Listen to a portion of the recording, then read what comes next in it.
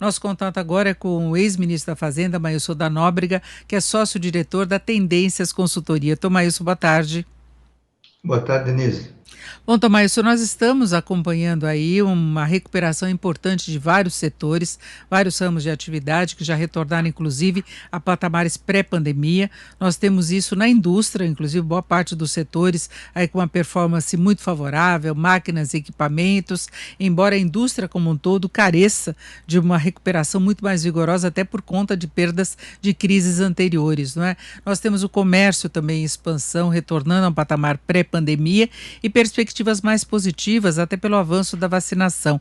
Mas eu queria saber como é que o senhor vê as condições de retomada hoje da economia brasileira. Se o senhor acha que é um dado animador, nós temos inclusive mercado financeiro ampliando as projeções para o PIB, agora já está na faixa de 5,29%. Olha, Denise, eu acho que não pode ter alguma dúvida sobre o passo da recuperação. Ele é forte, ele está em andamento. Tudo indica que a economia, como você disse, pode crescer mais de 5% este ano.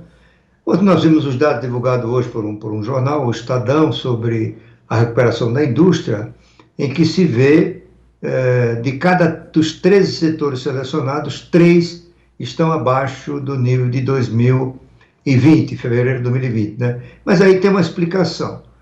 Os 3 setores são vestuário, calçados e a indústria automotiva. No caso de calçados e vestuário, a explicação é mais ou menos simples, né? É que as pessoas ficaram mais em casa, o trabalho foi mais remoto do que presencial, e tudo isso levou à queda do consumo de sapatos, camisas, roupas, paletós, gravatas e assim por diante, né? No caso da indústria automobilística, o que aconteceu foi uma queda muito forte no primeiro trimestre do ano passado, que continuou se prolongando até o fim do primeiro semestre de 2020. Não é? Essa recuperação ela é muito mais lenta, até porque a indústria vem sendo afetada pela indisponibilidade de partes, peças e componentes, que é um fenômeno mundial, né? As cadeias de suprimento desses produtos estão sofrendo em todo o mundo, seja pelo aumento do preço dos insumos, né, força do crescimento das commodities metálicas, aumento dos fretes marítimos, enfim, a cadeia de suprimento ficou mais difícil de ser operada. Então, tem uma explicação para a indústria automobilística, mas eu acho que até o final do ano ela tende a voltar aos níveis de 2020, fevereiro de 2020. Agora, comércio e varejo como um todo, como você falou, está recuperando. E serviços, eu acho que o segundo semestre será o período em que os serviços terão o melhor desempenho da economia. Porque serviços, como a gente sabe, dependem do contato pessoal, da aglomeração, isso implica frequência maior a restaurantes, viagem, turismo de modo geral, estádios, teatros, cinemas e assim por diante. À medida que a vacinação avança e a percepção de risco diminui, isso tende a melhorar a performance do setor de serviços. Claro, tem um ponto de interrogação aí que em que medida a variante Delta vai se espalhar pelo país. Ela já está espalhada em 80% dos países do mundo, né? E em alguns lugares ela está provocando uma desaceleração da atividade econômica. Mas só quando isso chegar aqui a gente vai poder avaliar. É um risco a ser monitorado. Agora, o senhor citou esses problemas da indústria automobilística, por exemplo, e a gente tem outros ramos de atividade sofrendo também com falta de insumos, e junto com a falta de insumos vem aumento de preços também. Nós tivemos até uma certa acomodação dos preços de commodities no exterior, mas nós temos muita coisa em alta aqui no Brasil, até em função desse desequilíbrio, se tenta aí obter maiores facilidades para a importação de aço, isso afeta a área da construção, por exemplo. Nós temos ainda a crise hídrica, que é um problema que acarreta, no mínimo, aumento de custos, né? Se a gente escapar de racionamento, de qualquer restrição, o custo tende a subir e pode se prolongar até o começo de 2022. O senhor vê essas condições como fatores aí que possam atrapalhar essa retomada, com a inflação em geral até levando também à elevação dos juros, né? Sem dúvida alguma. Eu acho que você fez um diagnóstico perfeito, Denise. Quer dizer, todos esses fatores que influenciam a oferta, eles terminam gerando aumento de preços, né? E você tem também o risco nos Estados Unidos com a inflação. Será que vai haver uma redução da liquidez internacional ainda neste ano? Qual é a influência que isso tem no dólar? Qual é a influência que tem no real, no Brasil? E todos esses fatores terminam convergindo para a inflação mais alta. Você viu que as projeções de inflação, elas foram revistas muitas vezes nas últimas semanas, né? Nós da Tendência estamos projetando o IPCA de 6,1%, é? E tudo isso tem implicação na renda, né? Na renda das pessoas, e corrói, a inflação corrói a renda, sobretudo do segmento menos favorecido. E uma corrosão de renda significa menor demanda na economia. E, portanto, são fatores que devem ser acompanhados de perto, eles são preocupantes e podem ser, sim, elemento de certa frustração na recuperação que está em curso na economia brasileira. E no caso da crise hídrica, provavelmente não vamos ter apagão, né? Cada vez os especialistas no governo e fora do governo dizem que, embora não se deva descartar um apagão, a probabilidade disso ocorrer é muito pequena. O Brasil tem hoje uma oferta de energia de térmicas muito maior do que foi em 2001. O país está mais interligado, né? Só tem uma capital hoje, que é Boa Vista, que não está interligado no sistema nacional, mas isso vai ter a bandeira vermelha, né? E a bandeira vermelha significa aumento de preço da conta de luz.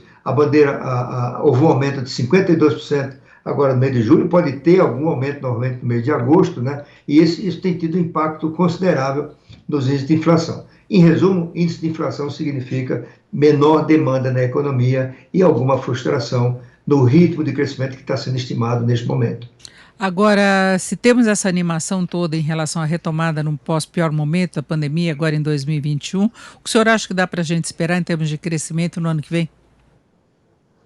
Olha, ano que vem, Denise, a gente vai voltar à mediocridade da economia brasileira, não é?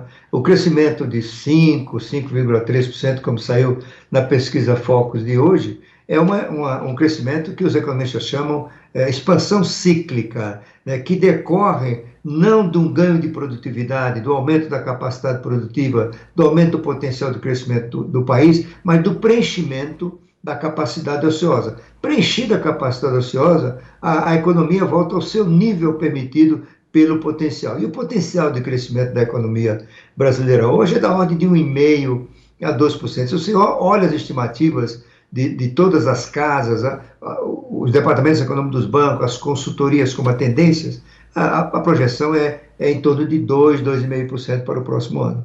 Agora, Tomás, qual é que daria para aumentar esse potencial de expansão da economia brasileira? Porque antes da pandemia a gente já vinha com esse problema, né? Desde o governo Temer, tudo bem que ele estava fazendo a recuperação no pós-crise histórica que o Brasil enfrentou, que veio do governo Dilma Rousseff, mas a gente vinha naquela toada de 1,5%, um e pouquinho, né? Estava muito baixo o potencial de crescimento e nós tivemos reforma da Previdência, a gente tem medidas para estimular o ambiente de negócios, uma série de mudanças e aí esbarra uma série de dificuldades aí do Brasil, e o Brasil não decola para valer, não é?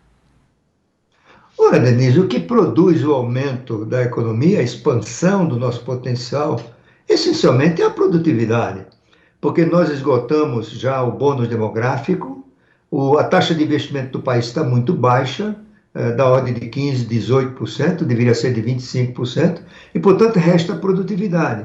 Como a gente sabe, uma economia cresce e gera renda e riqueza pela conjugação de 3 elementos que eu mencionei aqui, que são incorporação de mão de obra ao processo produtivo, isso é cada vez mais limitado no Brasil, investimentos em máquinas, equipamentos, tecnologia e assim por diante, e a produtividade, isto é, a forma como esses 2 elementos se combinam para gerar uma maior eficiência na economia.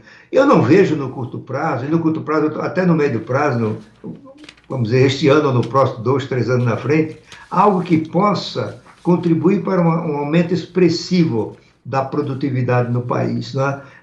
No longo prazo, nós temos uma educação de baixa qualidade, portanto, a qualidade da mão de obra continuará ruim para um país que quer crescer mais, e algo que poderia aumentar a produtividade no curto prazo seria a reforma tributária na área do consumo, isto é, a PEC 45, que o governo trabalhou contra, né? O governo trabalhou o tempo todo contra essa medida, eu nunca entendi por quê, né? Criou-se até uma ideia de que era porque os estados estavam querendo compensar a perda do ICMS, isso tem nada a ver com o projeto, Aliás, o projeto da PEC 45 estabelece que durante um certo período de 10 anos não pode ter queda de arrecadação de nenhuma esfera de governo, porque isso vai ser administrado centralizadamente, né? E o que o governo optou? Primeiro insistiu numa medida arcaica, equivocada, prejudicial à expansão da economia, que era o restabelecimento da CPMF. Em segundo lugar, optou para desprezar a PEC 45 e fazer a sua própria reforma, que é a junção de PIS e PASEP. É um projeto tímido, né, de pouco alcance, que dificilmente vai gerar os ganhos de produtividade que o Brasil precisa. Ganho de produtividade na área derivada da área tributária de uma reforma só virá se incorporar o ICMS. O ICMS é o principal fator de ineficiência da economia brasileira hoje. Não é? Então, como o governo desprezou isso, e a PEC 45 morreu só agora no próximo governo, então, ganhos de produtividade no restante deste governo é praticamente zero que vem a acontecer, e, portanto, nós vamos ter a economia crescendo de forma medíocre em 2021, 2022 e provavelmente 2023, 2024, dependendo de quem seja eleito em 2022, um líder que tenha a capacidade de mobilização do país, de articular o apoio político para as reformas, diferente do que fez o presidente Bolsonaro, aí nós começamos a pensar nas chances de aumentar a produtividade do país e expandir o potencial de crescimento nos próximos anos. É isso, ouvimos Mailson da Nóbrega, ex-ministro da Fazenda e sócio-diretor da Tendências Consultoria. Tom Mailson, muito obrigado, uma boa tarde. Boa tarde, Denise, um abraço para você e para os seus ouvintes.